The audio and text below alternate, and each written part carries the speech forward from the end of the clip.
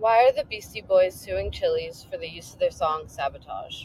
All right, so in July, in the Southern District in New York, the Beastie Boys filed a lawsuit against Brinker International, which is a restaurant conglomerate that owns Chili's.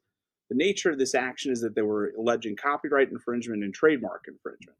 What happened was that Chili's used the Beastie Boys song Sabotage, both the sound recording and the underlying musical composition, in a series of advertisements that they posted on their social media. In addition to using the music, they also mimicked the original video, which was kind of famous when it had been released, which features the Beachy Boys, dressed as detectives, 1970s, big, aviator sunglasses, that kind of thing. So, they definitely were kind of using the same look and feel of it, recreating, imitating the video, if you will. The Beastie Boys obviously said, look, you have no right to do this. You didn't license the sound recording from us or a record label. You didn't license the musical composition from our music publisher. And then on top of it, that video and our personas, that's our trademark. It's Beastie Boys. So you're trying to make it look like the Beastie Boys have been, in some way endorsed this advertisement, which they have not. So as you might not be too surprised to learn, they're filing for copyright infringement, and that means that they're seeking damages, statutory damages, because these are registered copyrights, and then in addition, a permanent injunction of this unauthorized content, and then any additional damages that could come out of the court case.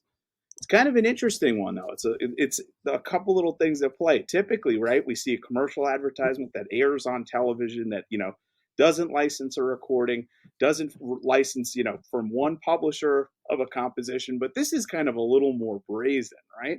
We have a situation in which a big multinational company is creating content online, not clearing sound recordings, not clearing musical compositions, and then on top of it, imitating a famous music video. So they're really looking at like all of these things to do with an artist and trying to create some type of a link between them. So very interesting.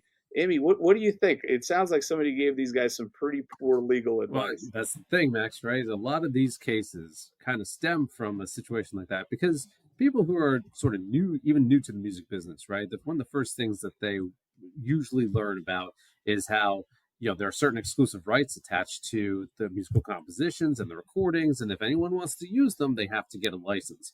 So it almost seems like a no-brainer that Chili's would need to get licenses in place to put this type of advertising campaign together. And so a lot of people might be wondering, like, well, what were they thinking? Why would they think that they could get away with this?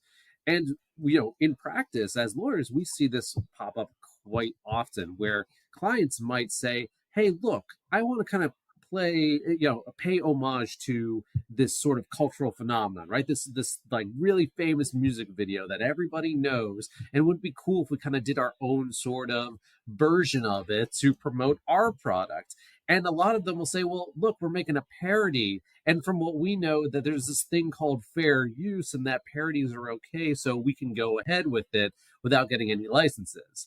Now, the problem is that there's a few things going on here. One is that a parody requires that the use of the original work, like whatever aspects of that video, and as well, there's a few things going on. You have the music video, right, that is being parodied. We also have the underlying music within that music video being used, not necessarily in a parodic sense, but to sort of help sell Chili's as a restaurant chain and service. So the use of the music isn't necessarily truly a parody. And then when it comes to the visuals from the video, just because you're making your own version of it doesn't necessarily mean you're communicating some sort of new transformative use that is meant to be funny, right? It's like if you're still trying to sell a product using a music video, that's what the original one was for. It was a product, it was a promotional item that was trying to sell records. You're using the same promotional item. You recreated it, but it's the same thing to sell, Chili's food. So it's the same problem, and that's where you run into some problems.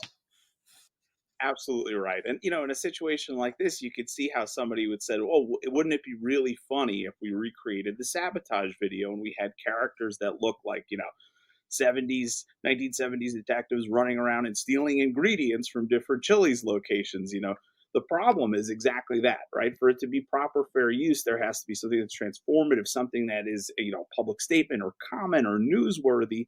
Here, what do we have? Is we have one of the largest restaurant chains in the entire world, creating a commercials to sell its products, to draw people in to buy food at its locations, right? So, that in of itself, I think pretty quickly kind of negates any type of a fair use defense that they're going to be able to raise here.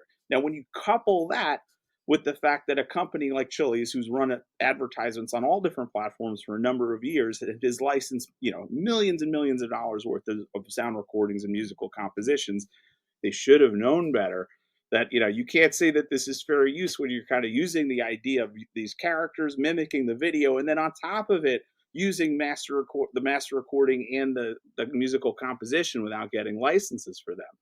So it definitely sounds like some poor legal advice was given from the standpoint of somebody said, well, this is a parody, it's funny. So on that basis, you can recreate the video. The more interesting thing I find about this case is that it seems like somebody must have told them that, well, you're not putting this on broadcast television. You're not running these spots in other places, because from what we can see in the complaint, the only place that these advertisements aired was actually online on their social media channels. And I think what we have here is a classic case of people not understanding what broad music licensing blanket licenses have to do. So in a lot of these social media platforms, right, a typical end user in the capacity as a private citizen can upload, a video, and they can sync music. They can look in the library, and maybe, Beastie Boys Sabotage makes a lot of sense for a video of you and a bunch of guys running around, weekend throwing water balloons at each other, something funny like that. The difference is when you start using the music and synchronizing it to video content for commercial advertising purposes, that's not part of the licenses that exist between the platforms, the record labels, and the music publishers that have granted them rights to that. So Yeah. it's a pretty kind of wild situation to have a confluence of all of these things in one case. And I mean, obviously, we can't foretell the future, but my guess would be that there's going to be a settlement, and this case is not going to proceed much 100%. I further. would agree with that. And you're touching on something interesting too. This idea that maybe they thought because the exploitation was not in the same sort of distribution channels that they would be able to get away with it. And you can kind of see that when it comes to trademark usage. There are a lot of situations where competing brands will say, well, we're using similar brands, but I'm using it in a completely different set of goods, in a different aspect of the marketplace, and it's accessible through different distribution channels. So there's really no need for confusion. The problem is that the legal test for trademark infringement is very different than the legal test for copyright infringement and the legal test for fair use, right? Whereas trademarks rely completely on consumer perception, consumer confusion. Copyrights, it doesn't matter, right? It doesn't matter where people are accessing this. It's really just more strict liability. You used it, then you've infringed the copyright, and you need to get a license. So that I Correct. think we see a little bit of everything going on there. That they brought both of them, right? Because I think it's very clear and cut and dry on the copyright basis. Look, these are unauthorized uses of a recording and a composition. But then on top of it, it does rise to that next kind of level where public perception is such that the Beastie Boys are famous for not licensing their music for any type of commercial advertising. So when you have the use of the recording and a composition in an ad like this, and then something that is mimicking one of, if not their most famous music videos, it does start getting to the place of like, oh, the Beastie Boys must actually be supportive of this, right? So those in the know say that they don't really license their music to advertisements. Not only is the music in this advertisement, right, but there's something that is, quote unquote, paying homage to them. Right. Like, they must be supportive of Chili's in some manner, shape, or form. Right. So yeah, these are, and as simple as we might make these sound, right? This is a classic example of a real life situation where it can get a little muddy if you don't understand the basics of copyright and trademark, and at a certain level, we end up with giant litigations like this because people kind of get this, they hear things here and there like, oh, I heard that this could be fair use, so it doesn't really matter. And then they just kind of run with that. But that's why we always encourage everyone to come join the Creative Intell community, the CI Academy. All of our materials go into depth about these basic concepts that will keep people out of trouble. So, subscribe, share, like, all those things. follow us and be part of our community.